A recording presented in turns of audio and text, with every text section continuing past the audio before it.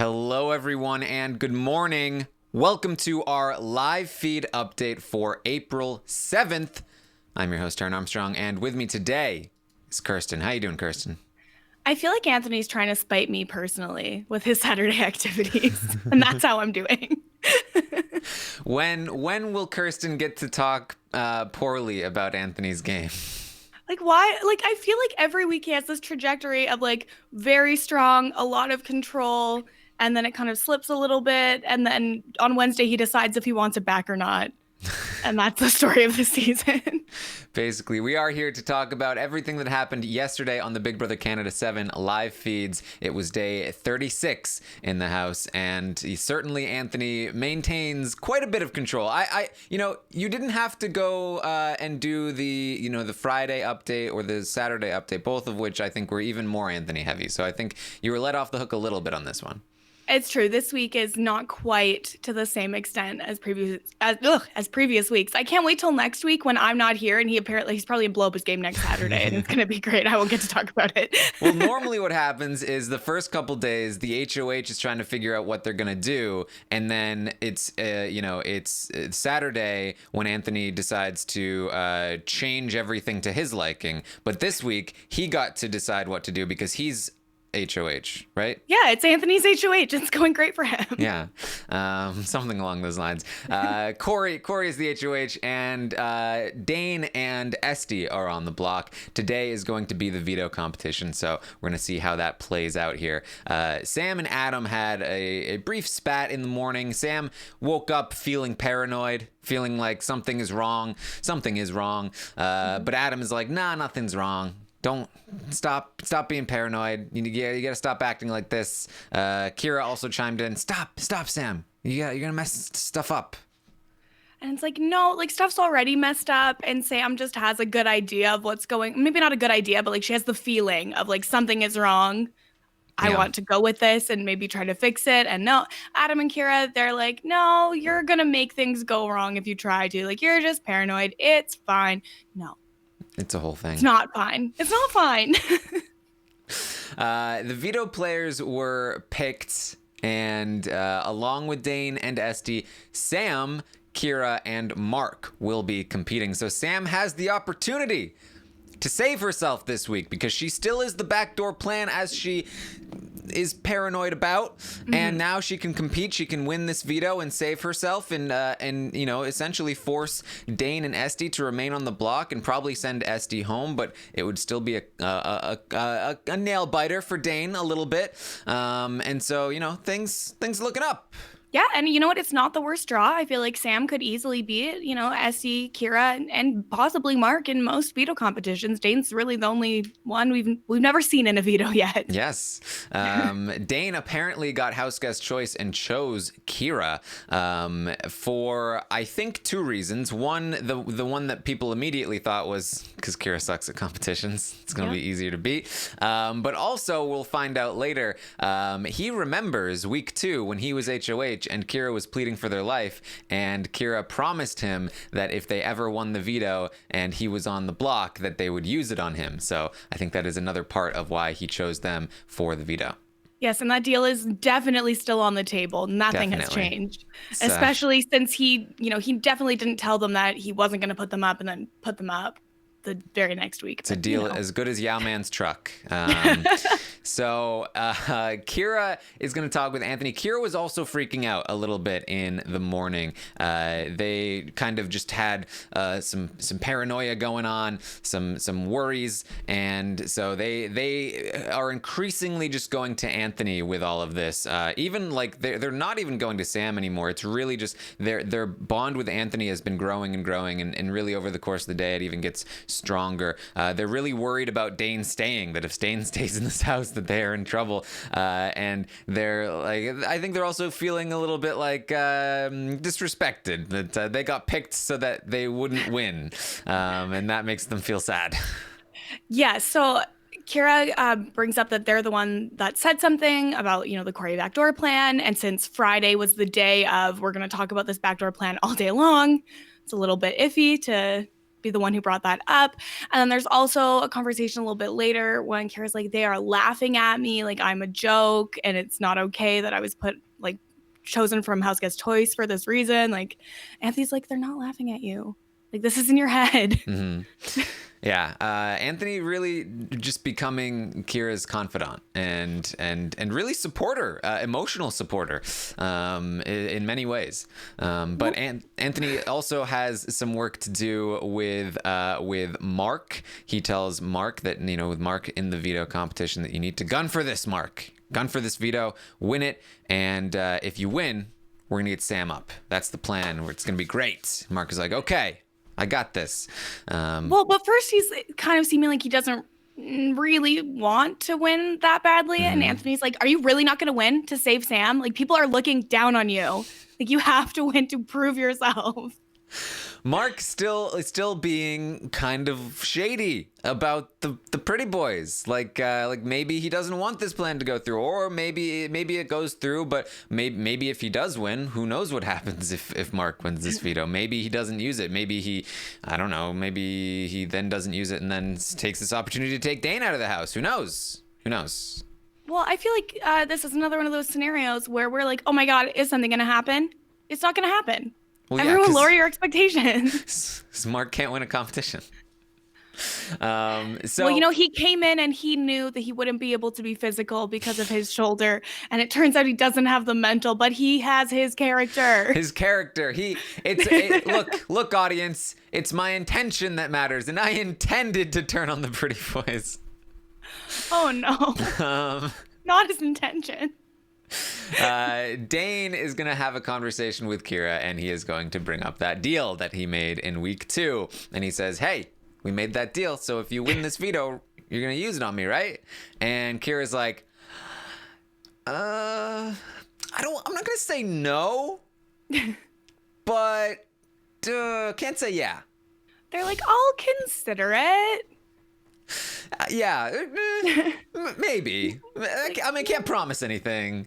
And Dane is like, but we made a deal. And Kira's like, hey, you also told me that you weren't going to put me up again. And then you did.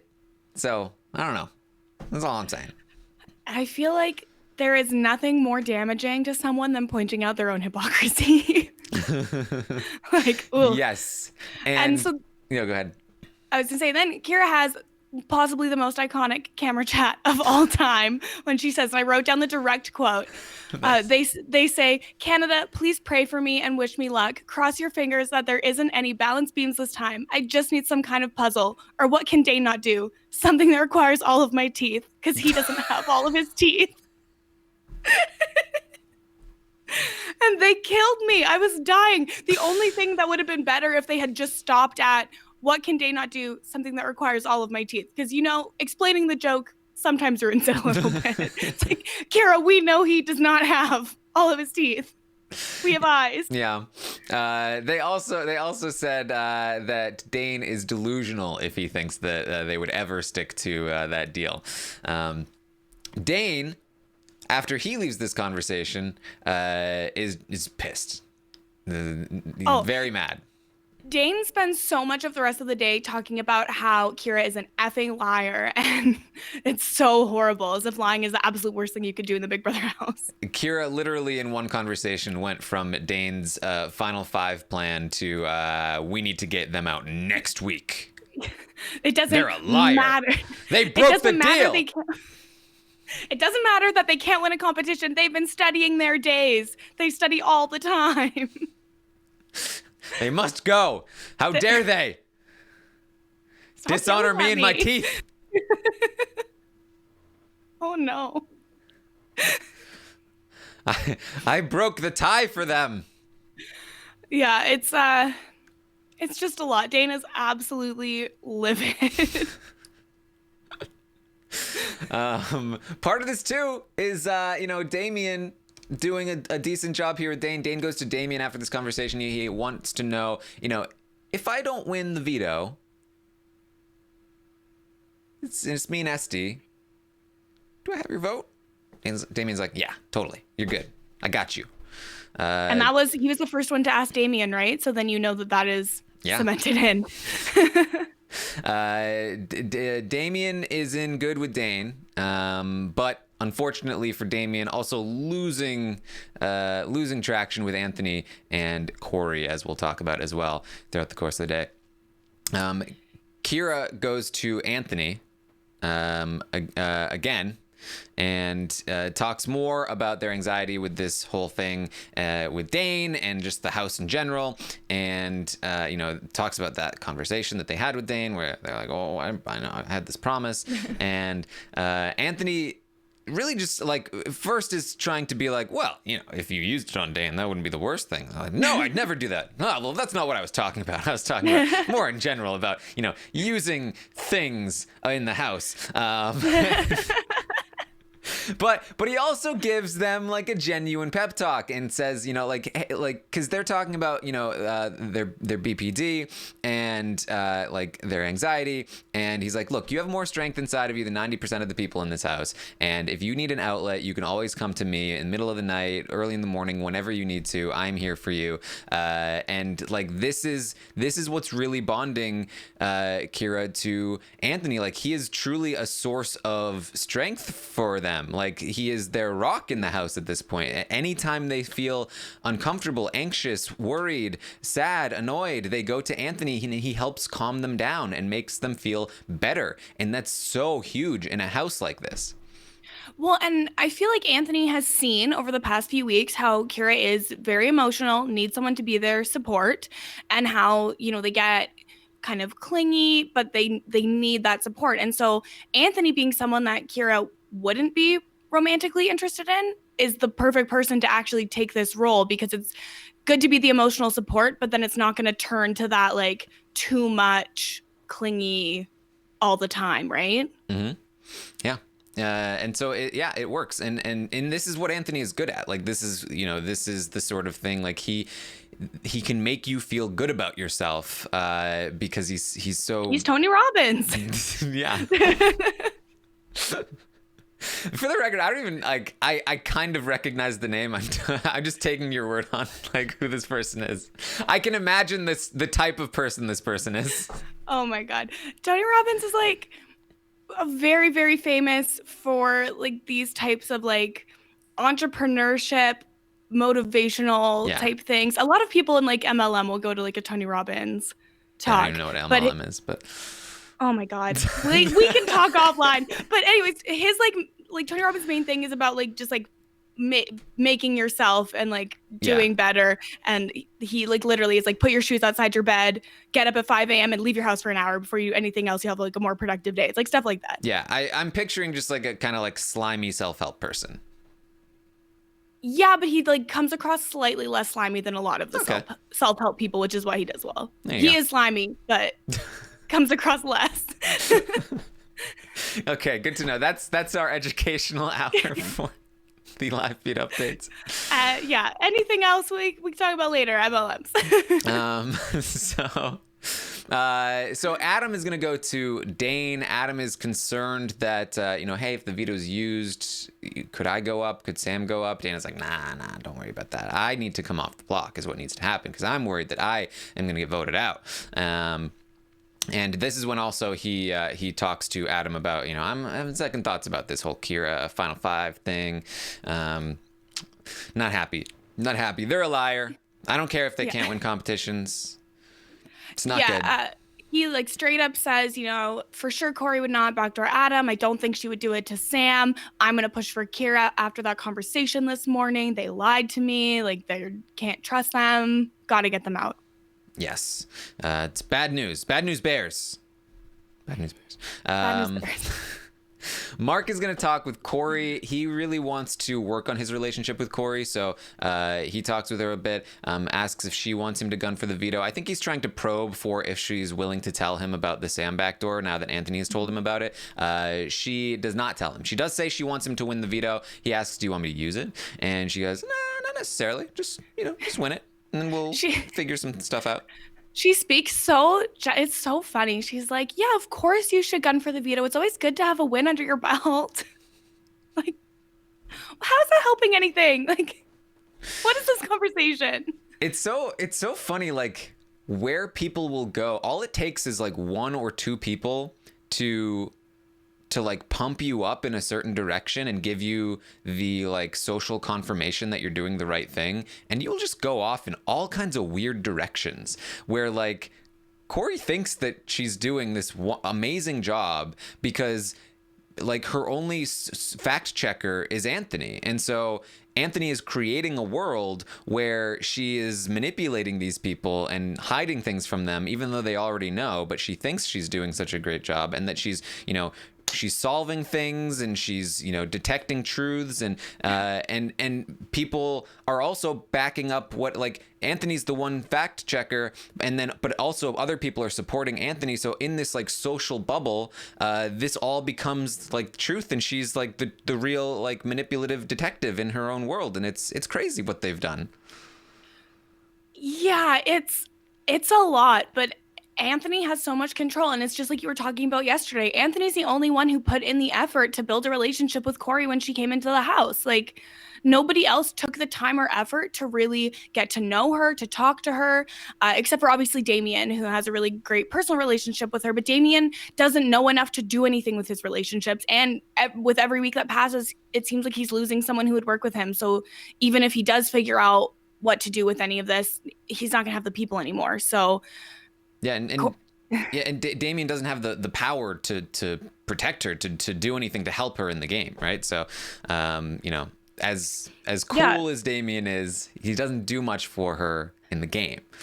Well, exactly. And with every week that passes, as he's losing people that could have been a number on his side to actually mobilize, he loses any power that he could. Yes. And I will also say, like, I see a lot of people like, oh, Damian's not even playing the game. Damian's playing the game. Let's be clear about Damian is doing his best. The problem is he sucks at the game. Like, he's great socially, for the most part. He's great one-on-one. He's not great at like getting lots of friends, but the people that he talks to, he can make them feel good about him. That's his biggest strength. But like strategically, he just doesn't know where to go. If he ever got power, something could happen. He would play this game. It's not like he's just sitting around doing nothing, content to just be safe. He wants to play. He wants to get in there. He's finding it difficult to find the places to go because he doesn't know the game well enough. Well, and the power has gone every single week almost to people that he can't really work. So yeah, and he's never really had an opportunity to even pick up the game. Exactly. And now Corey is the first HOH that he really feels like he's got a good in with, that he can like, all right, we're going to make a move. And he feels very good about this move to go after Sam and Adam. That's what he's always wanted to do. And so, you know, I think he's feeling good right now. And this is probably, you know, the pride before the fall, because it's not looking good for Damian. But he is playing the game. He's just playing it very poorly. It's a very clear distinction. Well, and I also don't even know that I would say he's playing that poorly. Like, his social game is very strong, and Big Brother at its core is a social game. The social game is the most important part, and he's good at the most important part. But he's just not in with the people who are in power. Like, I think if things had been different and, like, I don't know, Kiki had won an HOH like early on, like maybe he would have had more influence and maybe something would have happened, but it just hasn't worked out for him. Like, I don't think he's necessarily that bad. He's not great, but he's not like the worst. How's this for a butterfly effect? If the audience doesn't vote Damian to go into the secret room at the start of the game, he's not in the last group to go into the house. If he's not in the last group to go into the house, he's in one of the earlier groups, and Adam ends up approaching him for the Pretty Boys Alliance. He becomes a part of the Pretty Boys Alliance and is probably one of the best players in the game. Honestly, I feel like in that scenario, he would have a very strong winner equity. Yeah. Because he is very, very strong socially. Yeah, that's so much. Right? Wow. All right, so we get Mark is talking to Corey, and you know, Corey does not tell him anything. Then Anthony is going to talk to Corey, and this is when Anthony does some more work against Damian with Corey, and Corey tells Anthony, you know, now that you've pointed it out, I've been watching, I've been noticing Damian and Esty, they're hanging out a lot.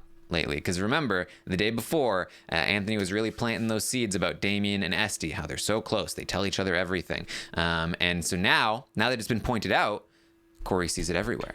Because that's how it works, right? So. Well, and I also feel like this is an example of how, Corey really tries to take on Anthony's communication style in this game. And so when you come to Anthony with something, he goes, yeah, I know, I've seen that. I've noticed that. And now Anthony's bringing this up again. And Corey's like, yeah, I know, I've seen that. I've noticed that. And so, yeah, Corey points out, they hugged right after the Veto pick. They were hugging. I was like, boom, Anthony's so right about this. Everyone hugs in the Big Brother house. Corey. Damian is dropping on my list. Like, no. It's just the absolute worst. So the feeds go down for the Veto. And when they come back up, we have a new Veto winner. It's Dane. It's Dane. He's won 100% of the Vetos he's played in. Just like Adam. And so it sounds like the Veto was one of those ones where they have to run back and forth and push the ball up and down the ramp. So not surprised at all that Dane would win this competition. Like shortly before, Corey said that she's praying for a competition that's built for Dane. And I feel like this is pretty close to that. Yes, Frederick Sondergaard on Twitter tweeted me this comp stats tweet, and so this is straight from that, but it's also in my head. Adam has won 4 out of 7 competitions he's competed in, and in that HOH that he just lost, he apparently could have won it, but decided to give it to Corey. Dane has now won 3 out of 6 competitions that he's played in, and Corey's HOH win was the first competition all season long where both Adam and Dane were competing and both lost. Any other competition this season where they were both competing, at least one of them won. And again, Adam kind of gave this one to Corey, according to some people in the house. So they just continue to dominate the competitions this season, and I think is definitely a part of why the season is going the way it is. Yeah, well, exactly. Because if they were, dominant socially, but they couldn't win the competitions, it wouldn't be like this. It would be probably similar. Like they would still have a lot of control over the people winning, but it wouldn't be to this extent, because when they have the majority of the social capital and the majority of the competition wins, like what is anyone else supposed to even really do? You have to try and break it up, but saw how that worked out last week when Kira cracked the guy's alliance. So. Yes, and with Sam likely on her way out the door this week, that will leave the only people to have won any competitions in the house as Dane, Adam, and Corey. And I wonder what's going to happen to Corey next week. What? Yeah, it's been where people win HOH and then they don't do what they should be doing and then they go home. That's the story of the season. It's literally people with 0 competition. Except for Dane and Adam, who win competitions and don't go home. People with 0 competition wins this season. Anthony, Damian, Esty, Kira, and Mark all have won 0 competitions. Adam 4, Dane 3, Corey and Sam both have 2.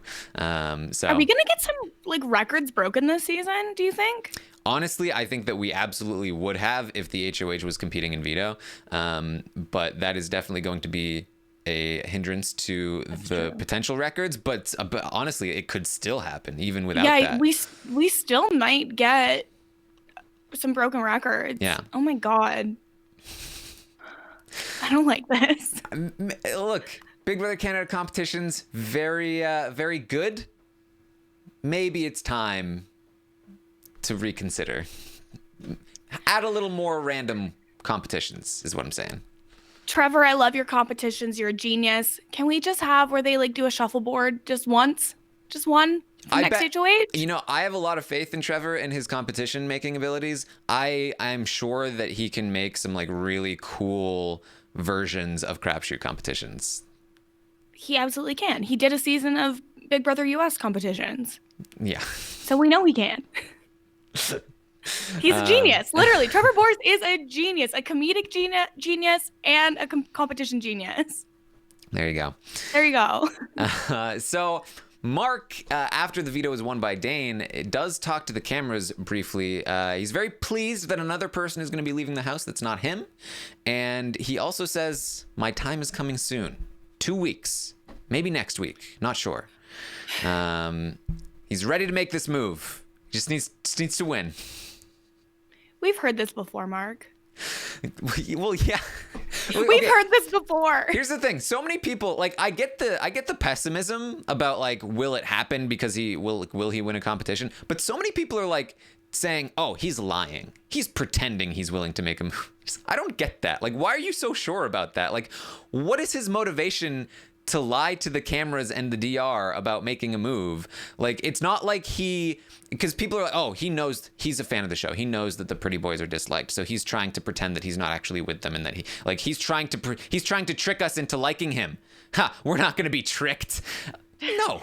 Mark thinks the pretty boys are legendary. He does not follow that line of thinking at all. He's talking about how great they are in the diary room all the time. He's not thinking that he's secretly tricking you into liking him by going against the pretty boys. No, he's saying this because I think he genuinely does want to go against them. He just hasn't had his chance yet. And so, like, I don't know. I just think it's silly when people are so sure that, like, people are lying to them with no motivation.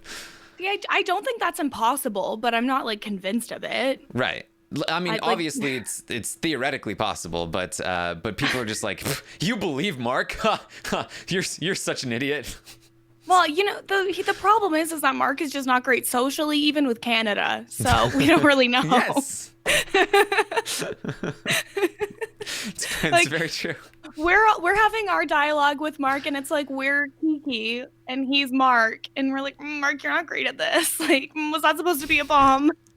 Well, Mark actually apparently was a pretty close second in this competition. That he actually had the lead at one point in the veto competition. So he did actually come kind of close to winning this. Who knows what would have happened? I don't know if he would have taken his shot if he had won this veto or what. I think that was part of why he was so excited. He was like, all right, I came close in this one. I'm not going home this week. I'm going to have some chances to make this shot in the coming weeks. I think another part of this too is that I think that's why he said 2 weeks from now, maybe next week, he's not sure, because he's trying to look forward to the triple eviction, which is usually a question competition for the HOH, which would suit his abilities, and then he can boom take out 2 pretty boys in one go. And this is why I feel like having the triple eviction last season was such a huge mistake, because they planned for it for so long. And now I feel like Mark is planning for it and so many people are planning for it. And if it doesn't come, then it doesn't come. But I feel like that's another one of the reasons why people are more hesitant to take a shot at the big guns, because it's much easier. Just wait till the triple eviction. Big guns always go out in the triple eviction. That's just how it works. So we got to wait. Hold on. Well, but with the numbers this season, they can't do a triple unless they do a buyback, right? Right. So I see another double. I know. I think there's a decent chance we don't get a triple eviction this season, which is good. But I think that having one last season, having one 2 in a row, really ruined this season in the sense that, like, they really expected it. So they really need to stop having people expect a triple. Well, and I think that production recognizes that, right? Like, they plan out the course of the season months and months and months in advance, right? So they were always having the triple last year. And then I think they saw, wow, a lot of the strategy really halts when it's coming up to the triple. Everybody's just planning for it. It gets a little bit boring. So then when they were planning this season, they were like, you know what, let's not do it, because then maybe they'll expect it. But then for following seasons, they won't know if they're going to have one or not. Yeah, they need to take, like, at least a couple seasons off because when people, it's just such a massive part of the game, and it's so dangerous. Like, anybody could leave, that you have to, like, that's always the line. Like, oh, they're not screwed. They should have planned for it. Well, this is what planning for it looks like. So, you know, let's not have them plan for it, please. I still think, like, if they want to send 3 people home in one night, whatever. But, like, the evictions are not live. It would be so much cooler if they did it like an HOH veto eviction, HOH veto eviction. Absolutely. It would be so much more interesting, but I don't think that'll ever happen. Honestly, I'd even be like, take out the veto and I'm fine. Just 2 HOHs. Just don't give one person the power to evict 2 people in one go. It's too much. That's what really kills it. But obviously, I'd prefer to have the veto in. Yeah. I was like, wow, is Taryn advocating for 2 instant evictions in one night? What? Honestly, I think it's better than the triple. It would be. Instant evictions are so depressing. They're so bad. Yeah. Yeah, that's true though, because at that point in the game, it's just it's so easy to just put up somebody that will never go home, and it would probably be boring. So I think you do need the vetoes in there. I take it back. Take it back. Okay. Thank you. I was like, Darren's talking crazy. Anyway, Mark, he wants to make this move in the next couple of weeks. So you know, I think he does. I think he does. Adam and Sam are a little worried. Adam's regretting dropping from that HOH competition, giving it to Corey. He was like, "Why did I do that?" And Sam was like, "Yeah, when you did it, my heart dropped. But then because I knew that she was about to fall, and I knew you could have won. But I feel good with Corey. I felt good with Corey, so I thought it was the right move. But yeah, now we're supposed to feel safe, and we do not feel safe." Yeah, why did you do that, Adam? I we need to figure that out. The episode's tonight, so I guess we will. But I don't know why Adam dropped. This is probably the biggest mistake in the game for Adam. This drop here. 100%.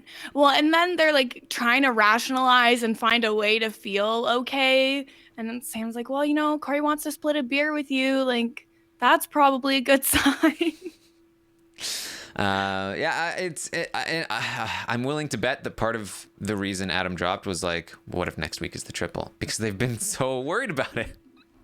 And they've been talking about they need to throw certain HOHs because the dreaded HOH before the triple is the worst position in the game. It screwed Johnny. It screwed Kevin. Winning the HOH before the triple is the worst possible thing you can do. So you have to start throwing competitions before the triple, in case the triple is coming. So that was definitely in his head. Ugh, it's just so annoying. Yeah. But I don't know. At the same time, it's I don't want Adam to win every competition. And it's but then Adam didn't win, and then this happened. So I don't know what I want. I'm over it. All right. Well, Sam and Corey talk a bit after Sam had that conversation with Adam. Sam is wondering what Corey is going to do. Now, she's hoping that, Mark will go up and they can send Esty out, or even Kira could go up and they could send Esty out. So basically hoping that a pawn goes up. Corey says, "I'm not really sure what I'm going to do yet. I don't want to do the pawn thing, though. I want to find somebody that threatens my game and put them up.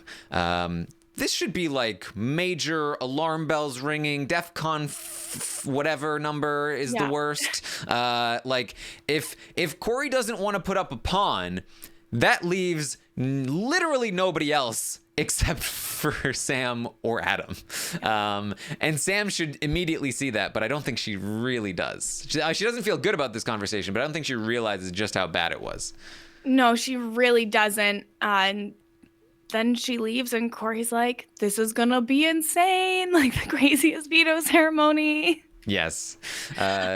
Sorry, the one thing I forgot to bring up when we were talking about the Sam and Adam competition is Sam literally says, "Well, as long as Dane is here, Corey's probably not going to try to figure out the backdoor Corey plan too much unless she's looking for a reason to put us up." And it's oh no, the horror movie is still happening. Yes. So after Sam leaves this conversation with Corey is talking about can you believe her? She just used my own words to try and manipulate me. She used the same phrase. I can't remember what it was. Something about using your gut, or I don't know. But this is Corey is feeling very proud of herself for seeing through Sam's manipulation, because Sam is trying to manipulate her. Sam is lying to her, and she's seeing through that. But it's just so some people are I think forgetting that Sam is lying to her, and so they're like, "Oh, Sam or Corey, what a fool you are for thinking that Sam is." No, she's correct when she is figuring that Sam is lying to her and trying to manipulate her. It's just that she's then failing to see it when Anthony does it, and when Dane does it, and that's what's embarrassing, because she's so proud of herself for seeing this one, haha, I got Sam. What she doesn't realize is that literally everyone is lying to her except for Damian. Well, and it's literally Corey probably wouldn't even have seen Sam as lying to her if Anthony and Dane hadn't planted the seeds, right? So it's not good for you for recognizing the lie, because you probably wouldn't have otherwise. Yes, and it's definitely a lot of people are very frustrated. A lot of people are very upset with Corey. It's not a great look. how proud of herself she is. Although I've seen people get it going a little too far. Corey's still a very like nice woman. She doesn't deserve to be like totally like. Look, she's getting played in the game. What are you gonna do? She's not a terrible person because of it. No, Corey is a nice woman, and that's it. She's nice, and it's fine. There's nothing wrong with it. It's frustrating to watch her get completely snowed by the dominant alliance, but the alliance is dominant for a reason, and we should have expected this. If you didn't expect this, I don't know what to tell you. She's seen one season of the show. Dimitri told her not to question Anthony. Like, what do you want from her? What do you expect? She is a very nice person. Yes. But the fact that she thinks that she and Anthony could be the next Ika and Demetrius. Like, does she think she's Ika? She doesn't even know who they are. She never watched their season. Oh my God. Just the fact that she would ever be like, oh yeah, we're like Ika and Dimitri. Stop. You are not. First of all, Anthony hasn't won any competitions. Second of all, she's the Dimitri in this situation. And Anthony's Ika, okay, sure. You need to. No. This is why you need to cast people who know the show. I can't. I just can't handle this. Like, which is the one season she's seen? Do we know? It was last season, I think, and I don't know if she even finished it. Oh no. I just can't handle it. I can't handle watching season after season of people who just don't even know the basic strategy going in and being like, I'm the greatest person of all time. This is the greatest alliance of all time. This is the most iconic alliance of all time. They don't even know what anything iconic is. And I'm very frustrated. And also by the fact that they keep saying frustrated, which is possibly like my most annoying thing in the world. Also, I'm seeing someone in the chat saying that she would know me. No, she would not know me. Nobody knows who I am, and that's better that way. Don't say that to me. She would not. I think you'd get along, and it's okay. Corey. I'm sure we'd get along. She's very nice. Yeah. But like, I just can't handle like any of these people. They don't know anything, and it's so annoying. And it just kills me. I'm like, I'm dead. I just can't handle this anymore. I think it's good that I'm taking a week off next week. All right. Well, Anthony is going to talk to Kira again. This is kind of part 3 of their sort of coming together, bonding more. Kira's wondering if Corey even likes them. Anthony's like, yes, people like you. Stop. Yeah, just giving that emotional reassurance. Like, yes, Corey likes you. It's okay. They wonder what they should do with Dane now that Dane has won the veto. They know that Dane is coming after them. Like, what should they be doing as damage control? Anthony says, it's not up to you. You do nothing. Do nothing this week. Do nothing. Which... fair advice. Anthony is probably going to be a lot more effective at protecting them than they would be at protecting themselves. Absolutely. They wonder what Corey's going to do with the replacement, and Anthony says she's very smart. She hasn't told me anything yet. I don't know. I think she wants to talk to everyone, figure things out. Do some detectiving to figure out what's been going on. And so. Kira's wondering if they should be doing something like, should I be trying to expose Dane more, make sure that she knows certain things? And no, just lie low, chill. You don't put your name out there. You don't want people next week to be like, oh, Kira said this last week, and that's a reason to target you. Just lie low. Everything will be fine. You're gonna be okay. And so Anthony really just trying to.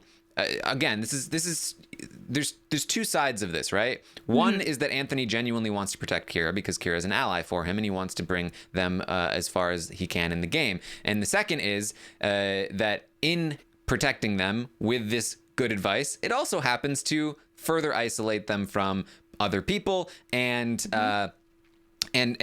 stop them from doing anything to hinder the plan this week, which is to take Sam out. Yes, and this is just exactly what Anthony wants. So last week, they got rid of, one of Dane's parachute alliance members, weakening Dane this week, getting rid of Adam's number 1, weakening Adam. And Anthony has now got Corey, number 1, has the rest of the pretty boys right now feeling very good about Corey and that everything's going to be okay. And has now pulled in Kira to be another Parachute Alliance member. And it's really, really effective because he put in all that time and effort with Corey, has been putting in effort with Kira the whole time, but is now really doubled down on that. And now is in the best position because he has the most people. And has separated Damian from Corey, and is also working on separating certain members of the Pretty Boys from each other. Really starting to put his endgame plans into place here this week, Anthony is. Yes, and it seems like he's the only one really looking ahead. Yes, I mean, truly looking ahead. Other people are planning, but not to this extent. He is really setting himself up well. Yes, everyone else is really focused on the here and now. Adam's focused on keeping Sam safe. Dane is focused on getting Sam out, and Mark is focused, I think, on betraying the Pretty Boys, while making them think that he's totally harmless, and then everyone else is totally lost in their own world. So.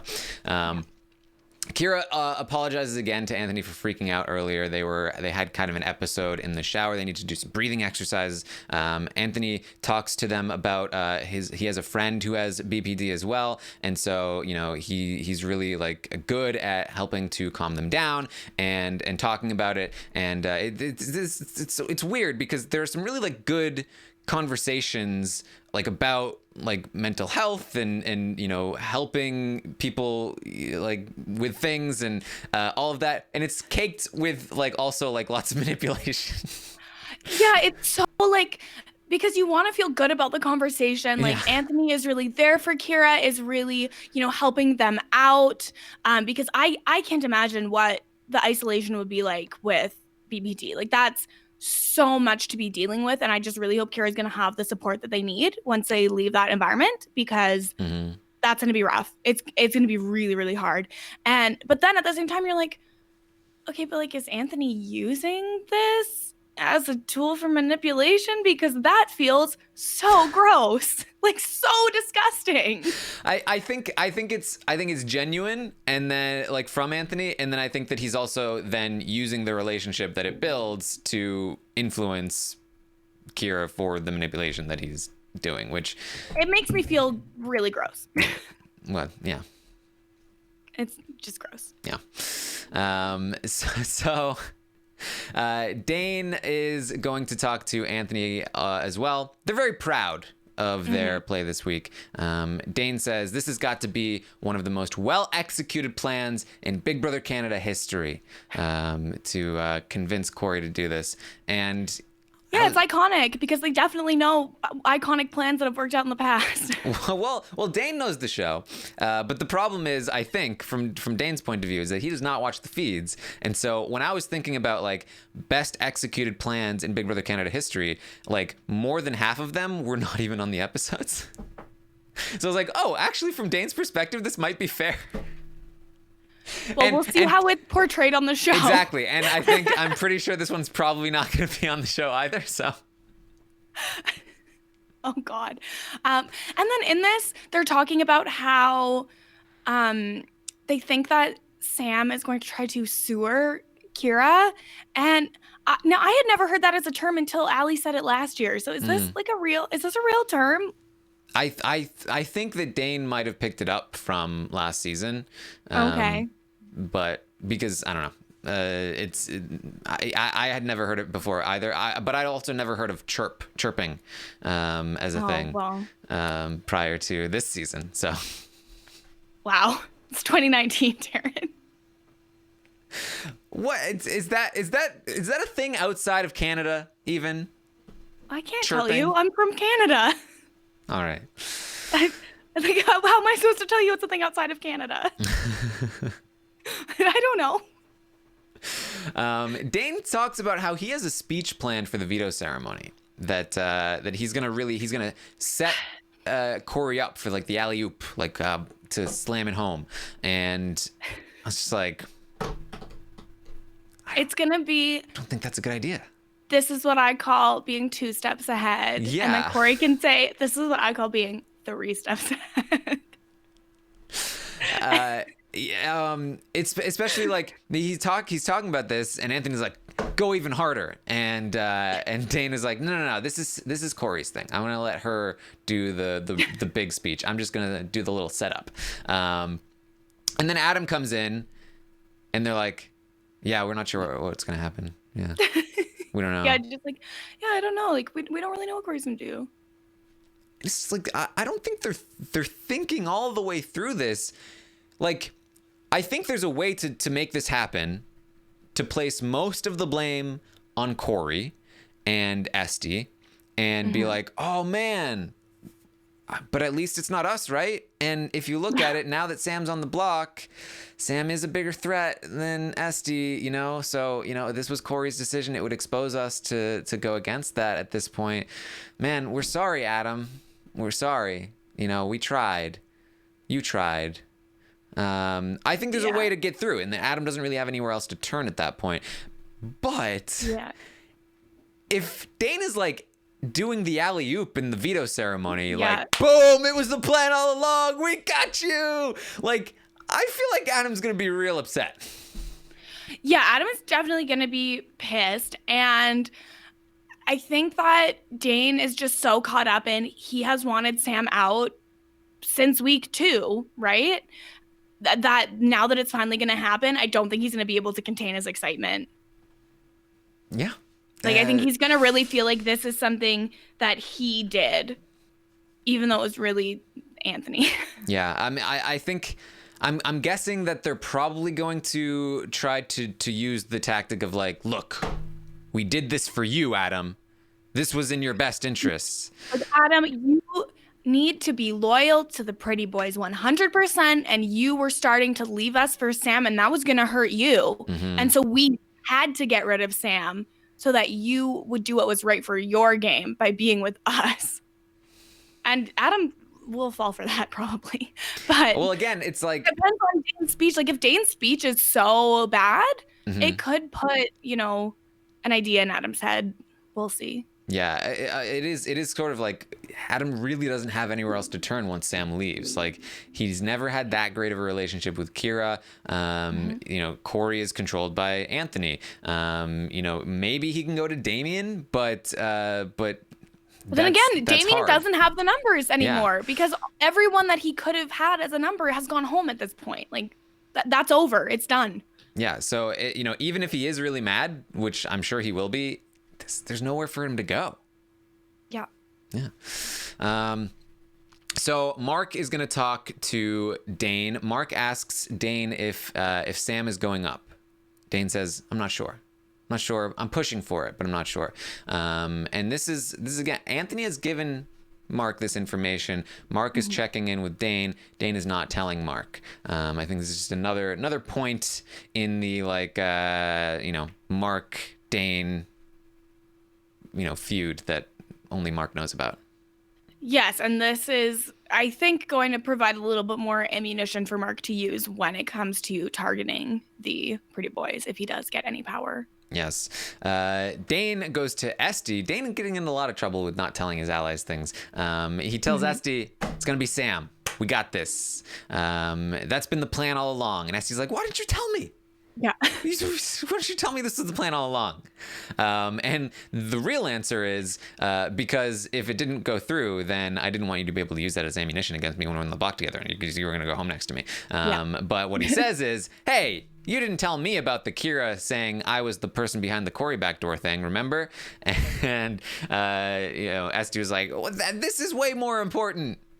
It's just like if a couple is fighting and they're fighting about one thing, and then the person's like, yeah, but like, you didn't do the dishes last week like you said you would. Like, just trying to redirect it in like a totally different argument where they maybe have the high ground. Yep. And so he says, look, stop saying this is a good thing. This is a good thing. It's good for you. You're going to be safe. You know, it's going to be good. So, you know, that's how this goes. That's what it is. So perfect. Finally, Mark is going to talk to Anthony and then later Corey a little bit because Mark really wants to get in with Corey. Mark is feeling like he wants to get into the Corey Anthony group. He wants to be a part of that. He wants to be part of something, and he's looking for Anthony's help. So I don't know. Again, I don't know how much of this is premeditated on Mark's part. If part of this is that Anthony's been drawing him closer and that he's feeling a little more alienated by Dane. And so getting in with Anthony is good. Getting a better relationship with Corey is obviously very good for Mark. He already has a pretty good relationship with Damian. So maybe if he does make a break with the pretty boys, he might be able to pull in Damian and Corey. I don't know exactly what his plan is here, but he's really asking Anthony for advice and help. And that's exactly how to handle Anthony if you're trying to handle him. Again, I don't know if he's trying to handle him, but we know we've seen him say that he does this on purpose before, so it might be on purpose this time. We can assume that it is on purpose at least some of the time moving forward. Yes. So he's asking Anthony for help and advice, like how do I handle Corey? How do I get closer to her? I've been trying to talk to her. I want her to like open up about the plan and all of this stuff. And so Anthony does his thing. He says, I'll help set you up. I'll go to Corey. I'll say that Mark is great. And you can go to her and be like, hey, I really want to step up and start working for a team. And I really want to work with you and Anthony moving forward. I know Anthony's a great guy. And then Anthony can come in and be like, yeah, Mark's a great guy. And then also Mark was like, yeah, because I come in with when you two are talking and it's like, it gets weird. And Anthony's like, okay, next time that happens, I'll push the conversation deeper and we'll invite you in. It'll be good. So Mark is really trying to use Anthony to help get him closer to Corey here. Yeah, well, because Mark needs someone, right? Yes. And it's too late. Like, at this point, if you're trying to get the numbers because you need them, it's too late to get them. You have to get them before you need them. Yes. So that's might come into effect. Another thing that I liked from this was that Anthony was like, this is what you're going to do. You're going to go to Corey. You're going to say these things. And Mark was like, oh, I already did that. And Anthony was like, yeah, once? You can't just say it once. You can't just go to somebody once and then that's the relationship. You need to go to her all the time, every day. Keep talking to her. That's how you build a relationship. And it's like so many people in this house need to hear this advice from Anthony. Yeah. It's like literally Mark thinks you can just talk to someone one time and everything's fine. It's totally good. You're together. Unbreakable bond. It's going to be perfect. Anthony's like, I'm sorry, what? Honestly, Anthony shouldn't be giving anyone that advice because with him being really the only one doing it, it works great for him. Yeah. But I mean, I wouldn't bet on Mark's social game anyway, so I think it's okay in this case. Yeah. All right. Anything else you wanted to bring up, Kristen? I think we've pretty much covered it. The only thing that I think we didn't really talk about is when Anthony's kind of questioning Dane, like, did you hint to Esty the plan? Did you hint to her? And so that kind of shows the Anthony-Dane dynamic a little bit. Yes, because Anthony thinks that Dane has told Esty and that Esty has told Damian. But in reality, Dane has told Damian, Mark has told Damian, and Anthony has heavily hinted to Damian. And Esty is like the one person that hasn't told Damian. Yeah. Because Esty didn't find out until the last minute. Yes, but I think that goes to show where Damian is in the Pretty Boys, where 3 separate Pretty Boys have gone to Damian to kind of tell him about this. And Anthony hasn't outright said it, but he's been like, we really need to win the veto. Hopefully we can make some kind of shot. But then it's Damian's like, hopefully it happens, Anthony. And Anthony's like, Esty must have told him something. Or maybe he doesn't really believe it. I don't know if he's never said it to himself. He doesn't talk to the cameras, but he's definitely using it to make people think that Damian maybe Anthony set the whole thing up where he's hinting it to Damian to make him feel like there's a plan in place, and then when Damian seems like he knows about it, he's like, Esty must have told him. I don't know. Yeah, well, I mean, if you look at the players on the board, the next big thing is going to be to separate Esty from Dane. Yeah.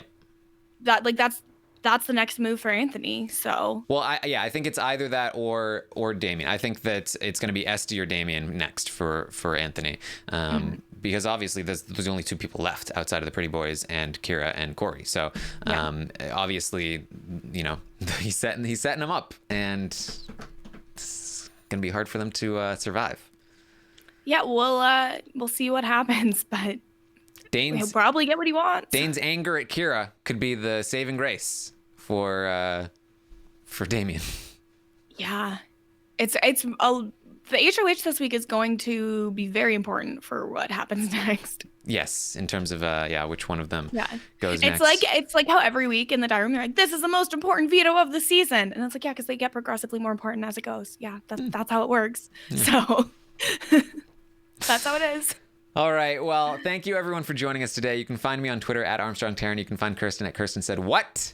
We will be live tonight after the episode, the Sunday night episode with Bruno to talk about this season of Big Brother Canada 7 and what's been going down, and we'll be able to watch that HOH competition, and we'll see how they portray the most well executed plan in Big Brother Canada history.